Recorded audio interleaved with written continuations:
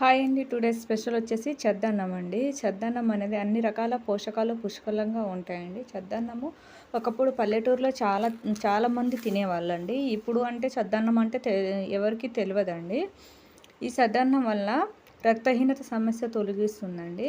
నాకైతే నైటు అన్నం మిగిలిందండి. కొంచెం అన్నమే మిగిలింది. ఆ కొంచెం అన్నాన్ని పడేయడం ఎందుకని దానితోని చద్దన్నం అయితే చేసుకుందాం అన్నట్టు చేసుకుంటున్నానండి.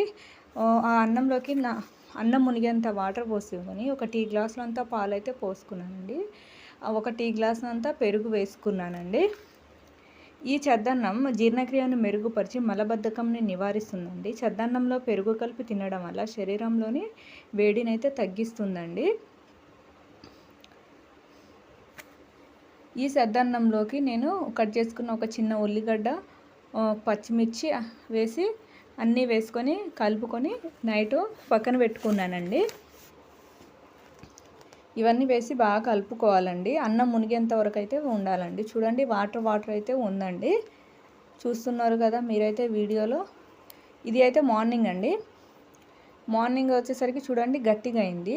ఈ అన్నాన్ని నేనైతే 2 ప్లేట్స్లో అయితే తీసుకున్నా. ఒకటి మామూలు అన్నం లెక్క, ఒకటి 2 మామూలు అన్నం లెక్కని తీసుకున్నా అండి. అందులో కొంచెం వాటర్ యాడ్ చేస్తున్నానండి. వాటర్ యాడ్ చేసుకున్నాక ఒక అన్నాన్ని చద్దన్నం లెక్కనే తిందామని అట్నే పెట్టినండి. ఇంకొంచెం అన్నాన్ని అయితే దాన్ని పోపుకేద్దాం అన్నట్టు వేసినండి. పోపుకేసి అందులో 2 ఎండుమిరపకాయలు, కరివేపాకు, కొంచెం పసుపు వేసి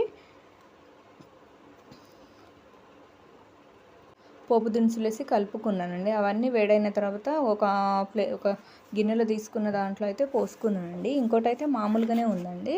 రెండిటి టేస్ట్ చూద్దాం అన్నట్టు చూసినండి.